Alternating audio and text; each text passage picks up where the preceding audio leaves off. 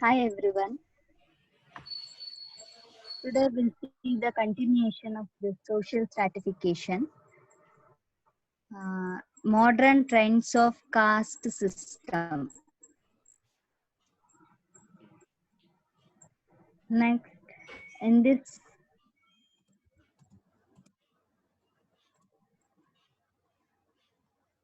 modern trends, uh, modern trends of caste system in India,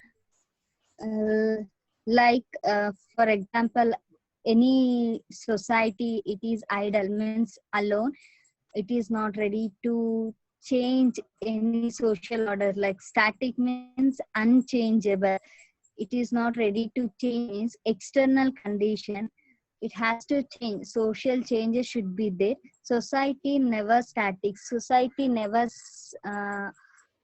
stand for no changes, and this society day by day it is changing and it is adopting like new lifestyle, new cultures. For this we'll call as social mobility. In modern India, caste system has further undergone changes. uh, Next we'll see factors due to which changes has occurred. In this first one, Western education. uh, Western education means pre-colonial India is well known for its system of indigenous education.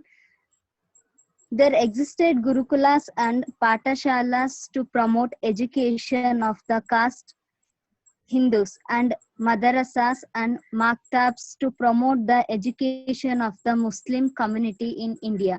This indigenous education gave more stress to scholarship of languages rather than science and technology. And by the time the British came to India as traders, Persian was the court language, and irrespective of religious faith, both Hindus and Muslims learned Persian to obtain jobs under the rules of pre-colonial India. That time British brought the education system to India. Here they teach it casteless culture. Because of this, literature full of thoughts on Indian individual liberty. Next we'll see reformities.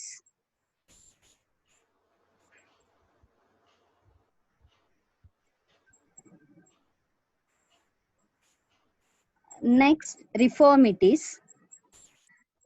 In this reformities, uh, nearly there are seven reformities. First one is Satyashodak Samaj. Uh, this this was social reform society founded by Jyotirao Phule in Pune, Maharashtra on 24 September 1873. It espoused a mission of education and increased social rights and political accesses for underprivileged groups, focused especially on women, Shudras and Dalitas in Maharashtra. Jyotirau's wife Savitri Bai was the head of women's section of this society. And next one is in this Keshav Chandra Sen. Here, this Keshav Chandra Sen was a philosopher and social reformer in Bengal presidency of British India. Born a Hindu, he became a member of the Brahmo Samaj in 1856, but established his own breakaway Bharat Varshiya Brahmo Samaj, in while the Brahmo Samaj remained under the leadership of Debendranath Tagore, who headed the Brahmo Samaj till his death in 1905. In 1878, his followers abandoned him after the underage child marriage of his daughter, which exposed his companion against child marriage as hollow. Later in his life, he came under the influence of Ramakrishna and founded a syncretic new dispensation inspired by Christianity and Vaishnav Bhakti and Hindu practices. So he he reformed intercaste marriages. And next, Mahatma Gandhi, he believed that untouchability is a religious issue. Gandhi sought to abolish the pernicious custom of untouchability, not the caste system. He also avoided taking up the issues of intermarriage and interdining Hindus. He believed owed it to themselves and Hinduism to eradicate untouchability. And Swami Vivekananda observed caste system and he opposed it to religious or Vedanta. He maintains that the caste system is opposite to the religion of Vedanta. According to him, caste system became hereditary much before the Puranic age.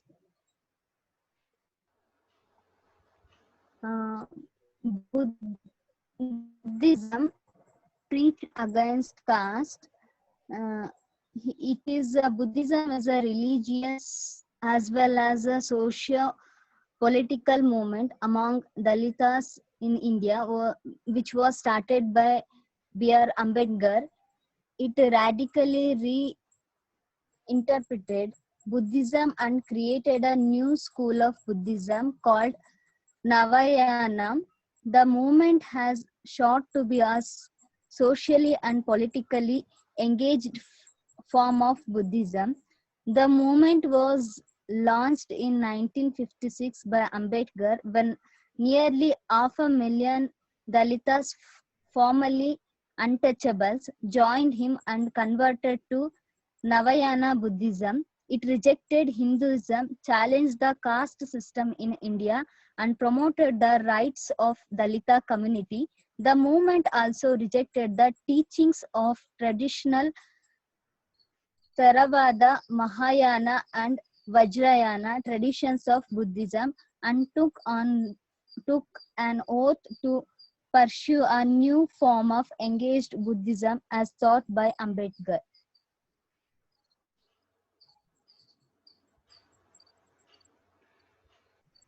Raja Ram Mohan Rai and Rabindranath Tagore was toward this movement like brotherhood. The brotherhood itself claims to be a peaceful democratic organization and that its leader condemns violence and violent acts, especially Hindus. Among the Hindus and Muslims, they made a brotherhood.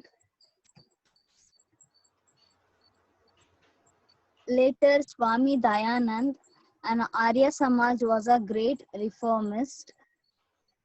Here, Indian philosopher, social leader, and founder of the Aryan Samaj, a reformer movement of the Vedic Dharma. He was the first to give the call for Swaraj as India for Indians in 1876, a call letter taken up by Lokamanya Tilak, denouncing the idolatry and ritualistic worship prevalent in British India at the time. He worked towards reviving Vedic ideologies.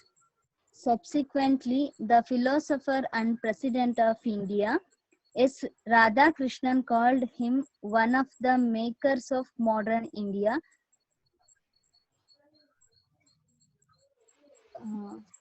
Next,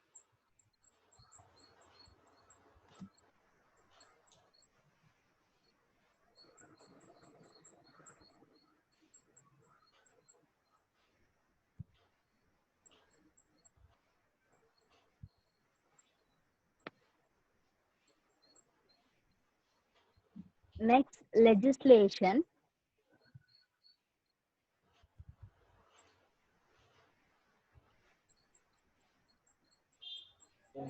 The Caste Disabilities Removal Act in 1850 was a law passed in British India under East India Company rule that abolished all laws affecting the rights of people converting to another religion or caste. Here, they made a rule whichever they want, they can, which is affecting the individual rights, they can change their caste. Next,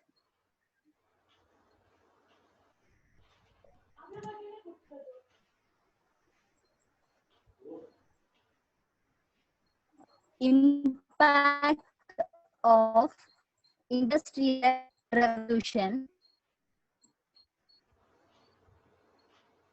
This industrial revolution brought severe consequences to society. There were some positive effects of industrial revolution also. The introduction of assembly line and factories, electricity development, and the railroads, all these things contributed to faster and more efficient production of goods and materials. Next,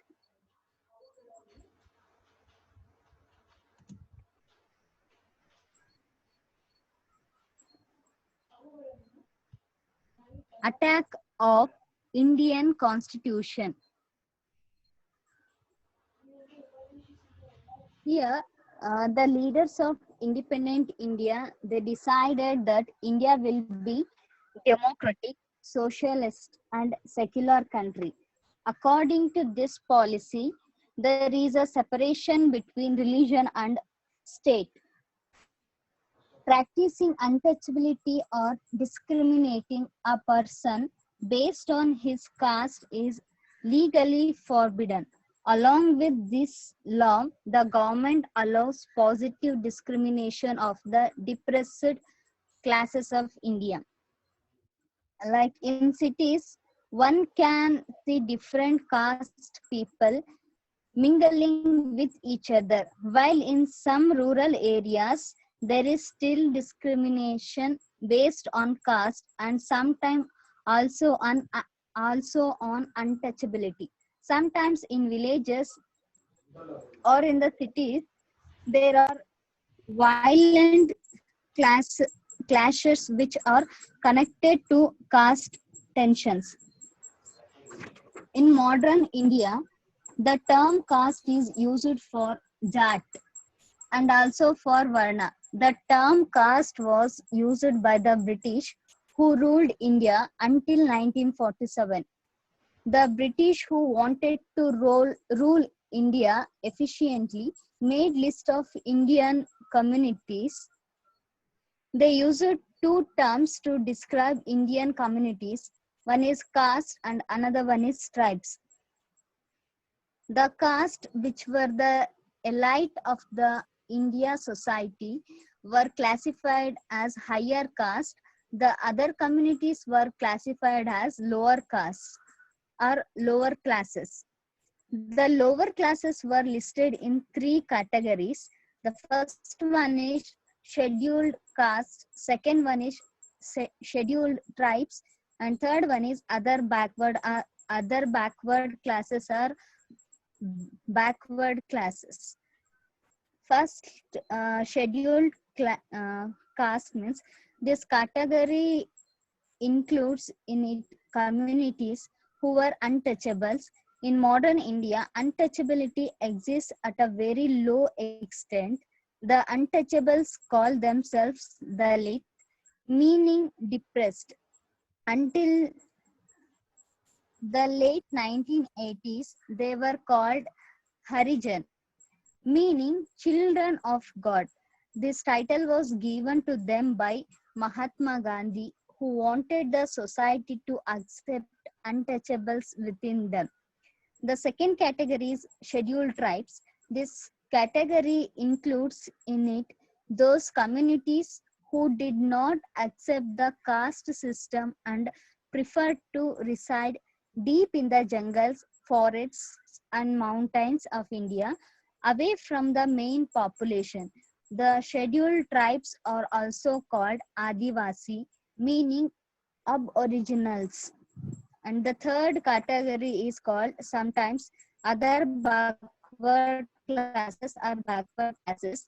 This category includes in it castes who belong to Shudra Varna and also former untouchables who converted from Hinduism to other religions. This category also includes in it nomads and tribes who made a living from criminal acts. According to the central government policy, these three categories are entitled for positive discrimination. Sometimes these three categories are defined together as backward classes. 15% of India's population are scheduled castes. According to central government policy, 15% of the government jobs and 15% of the student admitted to universities must be from scheduled caste. For the scheduled tribes, about 7.5% places are reserved, which is their proportion in India population. The other backward classes are about 50% of India's population, but only 27% of government jobs are reserved for them. In modern India, there are new tension. Sometimes this reservation can't able to fill. Sometimes more people will be there, so some of the issues will happen. And the scheduled tribes who are seen as the aborigines of India got ownership and certain rights over India land. Many communities in India claim also to be aborigines of India, and they are claiming the same rights as the scheduled tribes. The caste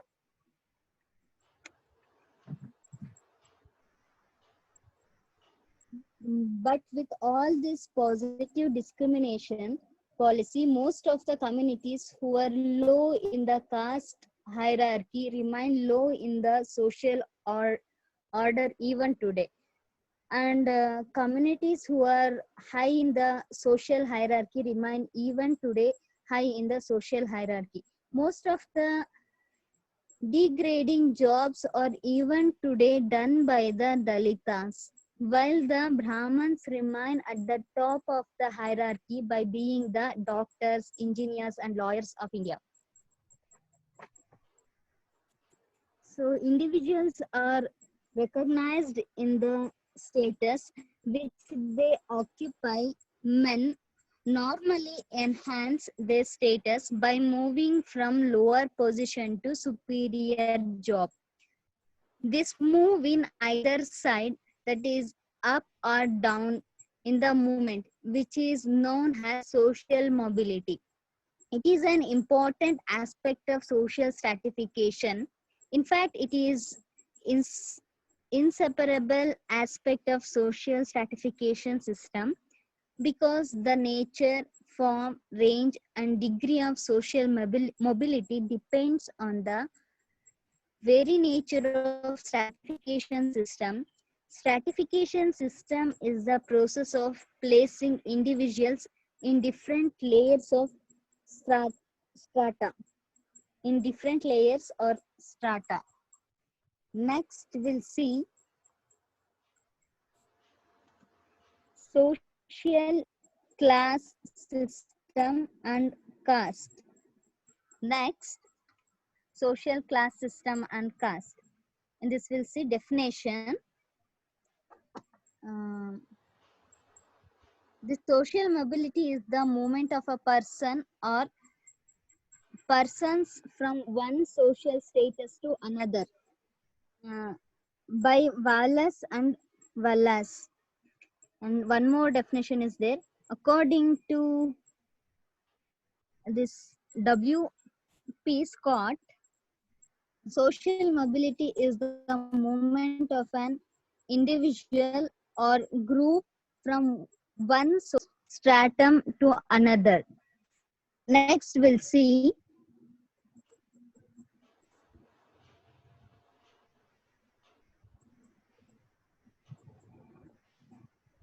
uh, three indicators of social mobility. First one, power. It is the ability to attain goals, control events, and maintain influence over other in the face of opposition. Means who is in opposition, who is in opposite party. This person, if he is having power, he is having authority. He can rule the things. He can control the events. Means for that we call as power. Next, second one is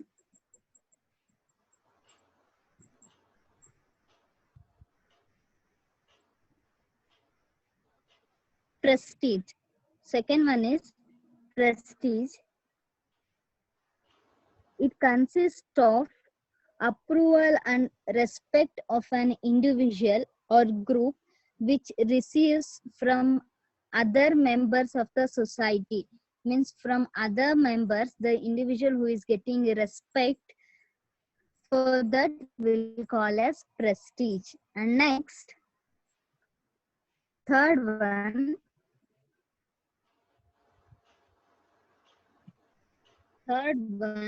wealth.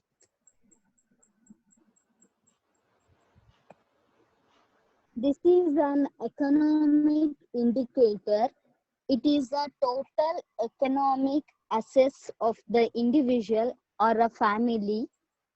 Poverty refers to a condition in which people do not have enough money to maintain a standard of living that include the basic necessities of life. Next,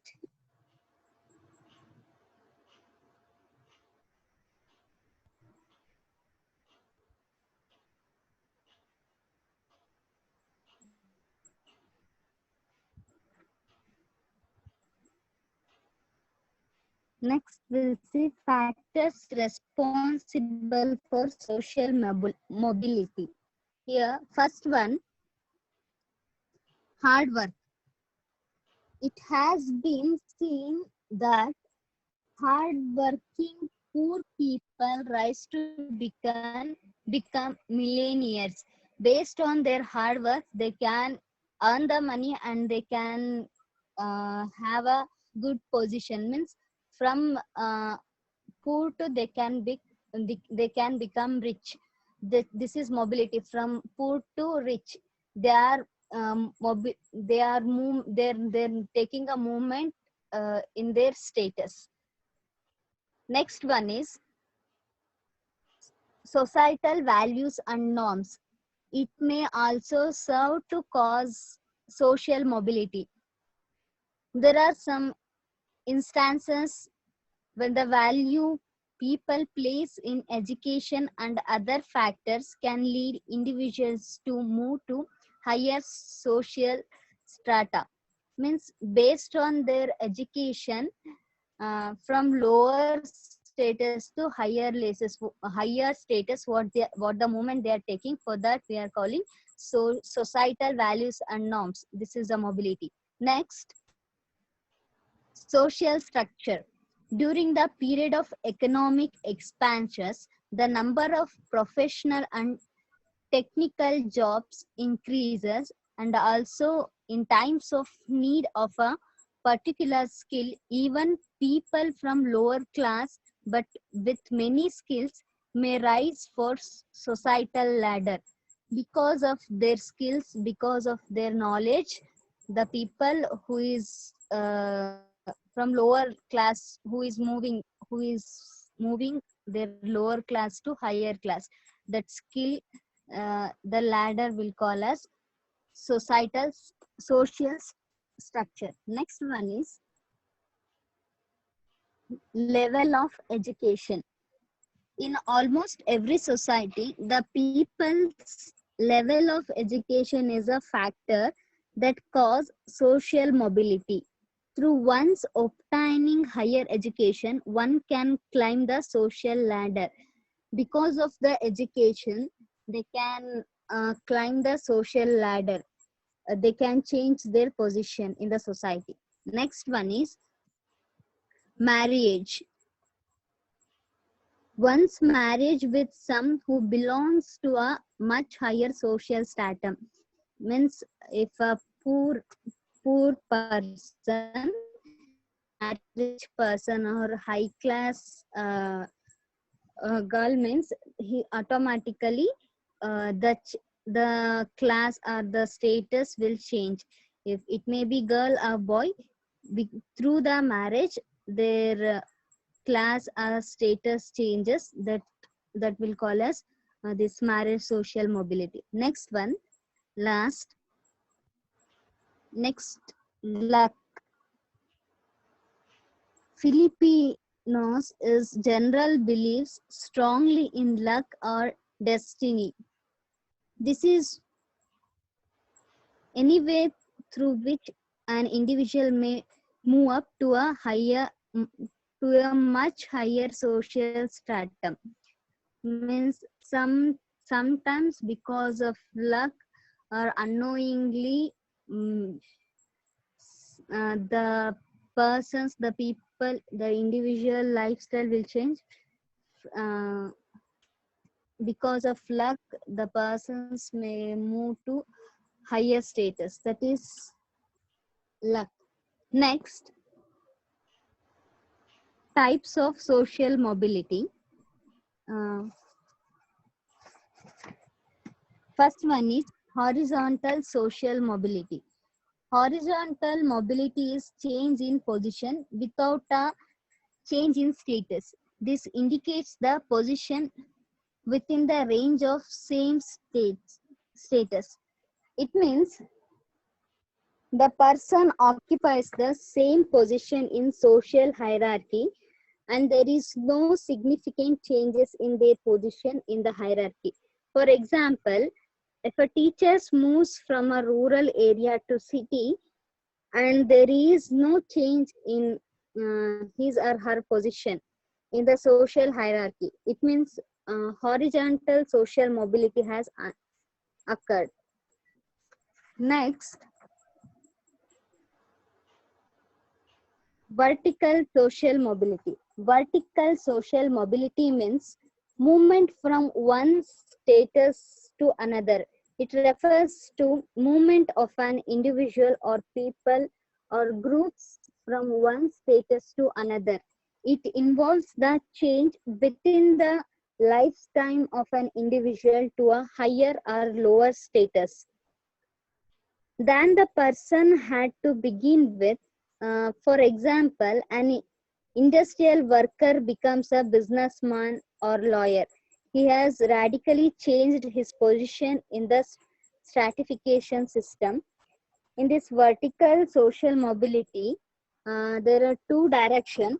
First one is upward vertical social mobility. Here, individuals or groups may improve their positions in the hierarchy by moving upwards. When an individual gets seat of political position because of the new status, they are said to have achieved individual mobility, as earlier he was an industrial worker. Next, second one, downward vertical social mobility. Here, when a member or group of an upright position is disposed of his wealth and he is forced to enter a manual occupation, it is known as downward vertical social mobility. Means upward means from lower level to higher level they are going. Downwards means from higher level to lower level they are coming. This is the difference. Next we'll see third one, intergeneration intergenerational social mobility. Third one,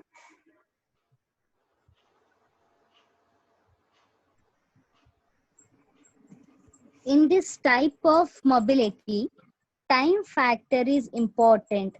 As with time factor, a child becomes adult and runs his or her family. Then his or her status is changed from one generation to next. As earlier in one generation, he or she was child, but in next generation, he or she is father or mother. On other side, a child in adult life can be an officer. This change in status from one generation to next generation is intergenerational mobility. When the person is child is not having any good status, when the person grows up,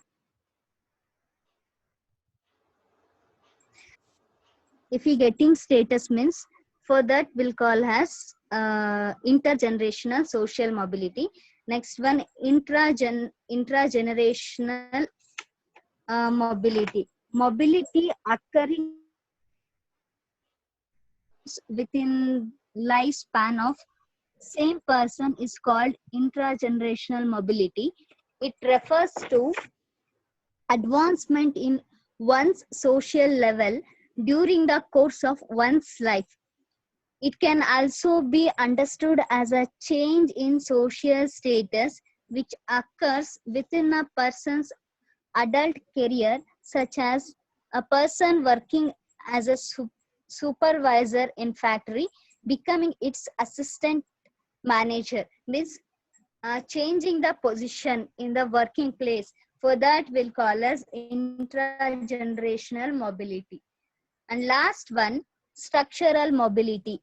It is like vertical mobility. It refers to mobility about by changes in stratification hierarchy itself.